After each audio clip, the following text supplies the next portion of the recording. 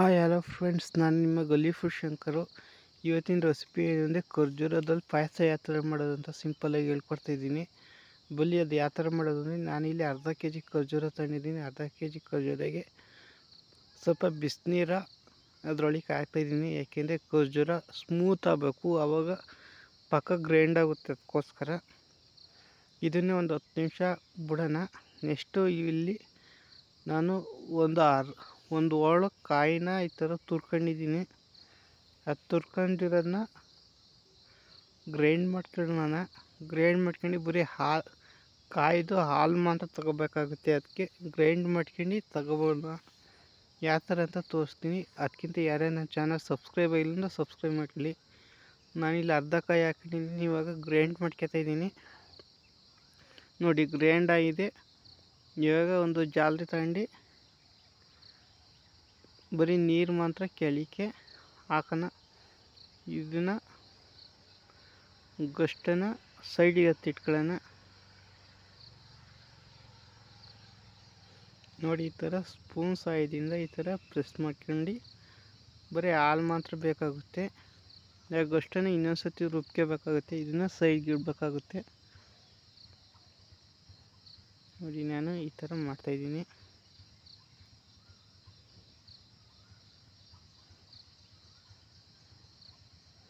ಮತ್ತು ಯಾರೇ ನನ್ನ ಚಾನಲ್ಗೆ ಸಬ್ಸ್ಕ್ರೈಬ್ ಇಲ್ಲ ಅಂದರೆ ಈ ಕೂಡಲೇ ನನ್ನ ಚಾನಲ್ಗೆ ಪ್ಲೀಸ್ ಸಬ್ಸ್ಕ್ರೈಬ್ ಮಾಡಿ.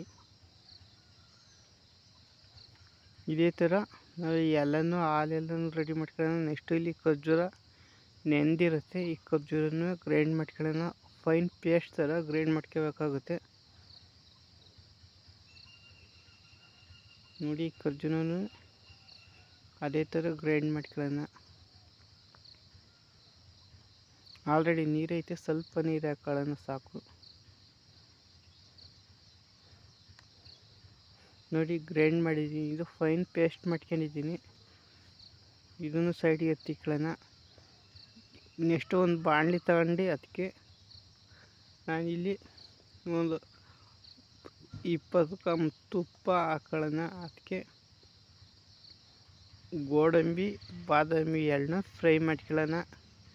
1 ನಿಮಿಷ ಫ್ರೈ ಮಾಡ್ಕೊಳ್ಳೋಣ ಫಸ್ಟಿಗೆ.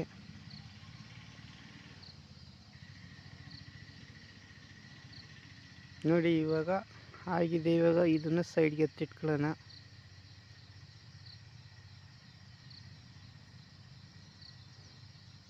ನೆಕ್ಸ್ಟು ಅದೇ ತುಪ್ಪ ಐತಲ್ಲ, ಅದಕ್ಕೆ ಖರ್ಜೂರ ಗ್ರೈಂಡ್ ಮಾಡಿದ ಆ ಖರ್ಜೂರನ ಇದ್ರೊಳಗೆ ಹಾಕೊಳ್ಳೋಣ. ಎಷ್ಟು ಸಿಂಪಲ್ ರೆಸಿಪಿ ತೋರಿಸ್ತೀನಿ ಅಂದರೆ, ನೀವು ಮನೇಲಿ ಒಂದು ಸತಿ ಮಾಡ್ಕೊಂಡು ಕುಡಿರಿ. ನನಗೆ ಕಮೆಂಟ್ ಮಾಡಿ ಚೆನ್ನಾಗಿತ್ತೋ ಚೆನ್ನಾಗಿಲ್ವೋ ಅಂತ. ಸಿಂಪಲಾಗಿ ಮಾಡ್ಕೋಬೋದು, ಏನು ಕಷ್ಟನೇ ಇರಲ್ಲ.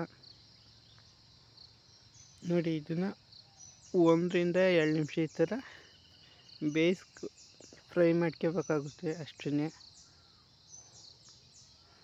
ಜಾಸ್ತಿ ಹೊತ್ತೇನಾದ್ರು ಒಂದು 10 ರಿಂದ 15 ನಿಮಿಷಕ್ಕೆ ನಿಮಗೆ ಖರ್ಜೂರ ಪಾಯಸ ರೆಡಿ ಆಗುತ್ತೆ. ನೋಡಿ, ಮತ್ತೆ ಹೇಳ್ತಾಯಿದ್ದೀನಿ, ಯಾರ್ಯಾರು ನನ್ನ ಚಾನಲ್ಗೆ ಸಬ್ಸ್ಕ್ರೈಬ್ ಆಗಿಲ್ಲ ಅಂದರೆ ಸಬ್ಸ್ಕ್ರೈಬ್ ಆಗಿ ಪ್ಲೀಸು.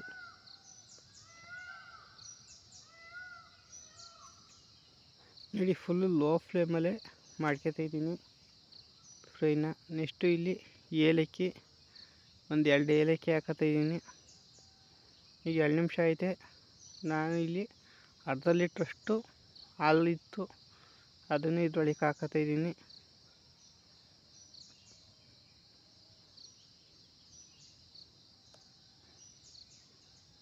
ಇದನ್ನು ಚೆನ್ನಾಗಿ ಒಂದ್ಸತಿ ಮಿಕ್ಸ್ ಮಾಡ್ಕೊಳ್ಳೋಣ. ಇದನ್ನು ಒಂದು 2 ರಿಂದ 3 ನಿಮಿಷ ಹಿಂಗೆ ಬಿಸಿ ಮಾಡ್ಕೋಬೇಕಾಗುತ್ತೆ. ಎಲ್ಲ ಫುಲ್ ಲೋ ಫ್ಲೇಮಲ್ಲೇ ಮಾಡ್ಕೊಳ್ಳಿ. ಹೈ ಫ್ಲೇಮಲ್ಲಿ ಮಾಡೋಕ್ಕೋದ್ರೆ ಸೀದೋಗೋ ಸ್ಮೆಲ್ ಬರುತ್ತೆ. ಅದಕ್ಕೋಸ್ಕರ ಆದಷ್ಟು ಲೋ ಫ್ಲೇಮಲ್ಲೇ ನೀವು ಈ ಥರ ಮಾಡ್ಕೊಳ್ಳಿ. ಮತ್ತು ಈ ಥರ ತಿರುಗಿಸ್ತಿರ್ಬೇಕಾದ್ರೆ ತಲೆ ಹಿಡ್ಕೊಂಬಿಡುತ್ತೆ. ನೋಡಿ, ಇಲ್ಲಿ ಬಬಲ್ಸ್ ಬಂತು.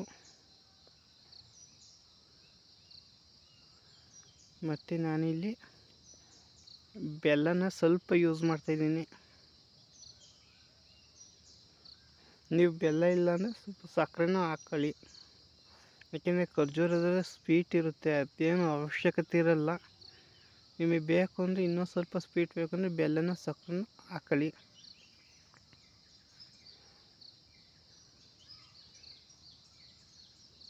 ನೆಕ್ಸ್ಟ್ ನೋಡಿ, ಇನ್ನೊಂದು ಸ್ವಲ್ಪ ಅರ್ಧ ಲೀಟ್ರ್ ಅವಾಗ ಸ್ವಲ್ಪ ಹಾಕೊಂಡಿದ್ದೆ, ಇವಾಗ ಸ್ವಲ್ಪ ಹಾಕತ್ತಾಯಿದ್ದೀನಿ. ಹಿಂಗೆ ಸ್ವಲ್ಪನೇ ಹಾಕೋಬೇಕಾಗುತ್ತೆ.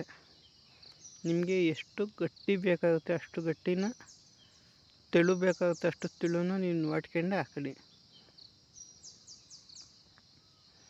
ಉರಿ ಮಾತ್ರ ಲೋ ಫ್ಲೇಮಲ್ಲಿ ಇರಬೇಕಾಗುತ್ತೆ. ನನಗೆ ಇಷ್ಟು ಪರ್ಫೆಕ್ಟಾಗಿ ಐತೆ, ನನಗಿಷ್ಟು ಸಾಕಾಗುತ್ತೆ. ನಿಮ್ಗೆ ಇನ್ನೂ ತೆಳು ಬೇಕು ಅಂದರೆ ಇನ್ನೊಂದು ಸ್ವಲ್ಪ ಹಾಲು ಹಾಕೊಳ್ಳಿ, ಕಾಯಿ ಹಾಲು. ಇಲ್ಲ ನನಗಿಷ್ಟೇ ಸಾಕು ಇಷ್ಟೇ ಸಾಕು. ಇವಾಗ ಒಂದು 3 ನಿಮಿಷ ಕುದಿಸೋಣ. ಸ್ಟವ್ ಆಫ್ ಮಾಡಿದರೆ ನಿಮಗೆ ಅದ್ಭುತವಾದ ಖರ್ಜೂರ ಪಾಯಸ ರೆಡಿಯಾಗುತ್ತೆ. ಕುಡ್ದು ಟೇಸ್ಟ್ ಮಾಡಿ ಕಮೆಂಟ್ ಮಾಡಿ. ಅಥವಾ ನಿಮಗೆ ಯಾವ್ದಾದ್ರು ರೆಸಿಪಿ ಬೇಕು ಅಂದರೆ ನನಗೆ ಕಮೆಂಟ್ ಮಾಡಿ, ನಾನು ಆದಷ್ಟು ಆ ರೆಸಿಪಿನ ಟ್ರೈ ಮಾಡ್ತೀನಿ. ಲಾಸ್ಟಿಗೆ ಡ್ರೈ ಫ್ರೂಟ್ಸ್ ಹಾಕೊಂಡು ಸ್ಟವ್ ಆಫ್ ಮಾಡಿದರೆ ಸಾಕಾಗುತ್ತೆ. ಮಧ್ಯ ಮಧ್ಯದಲ್ಲಿ ಆ ಡ್ರೈ ಫ್ರೂಟು ಸಿಕ್ಕಬೇಕು, ಅಷ್ಟೇ. ಸ್ಟವ್ ಆಫ್ ಮಾಡಿ ಒಂದು 2 ನಿಮಿಷ ಬಿಟ್ಟು ಸರ್ವ್ ಮಾಡ್ಕೊಂಡ್ರೆ ನೋಡಿ, ನಿಮಗೆ ಅದ್ಭುತವಾದ ಖರ್ಜೂರ ಪಾಯಸ ರೆಡಿಯಾಗುತ್ತೆ. ಗಸಗಸೆ ಪಾಯಸ ಥರನೇ ಸೇಮ್ ಟೇಸ್ಟ್ ಬರುತ್ತೆ. ನೋಡಿ, ಇದೇ ಥರ ನನ್ನ ಚಾನಲ್ ಸಬ್ಸ್ಕ್ರೈಬ್ ಮಾಡಿ ಸಪೋರ್ಟ್ ಮಾಡಿ. ಇದಕ್ಕಿಂತ ಡಿಫ್ರೆಂಟಾಗಿರೋ ವೀಡಿಯೋನ ನಾನು ನಿಮ್ಮ ಮುಂದೆ ತರ್ತೀನಿ. ಸಿಗೋಣ ನೆಕ್ಸ್ಟ್ ವಿಡಿಯೋ. ಅಲ್ಲಿರೋ take care, bye bye, see you.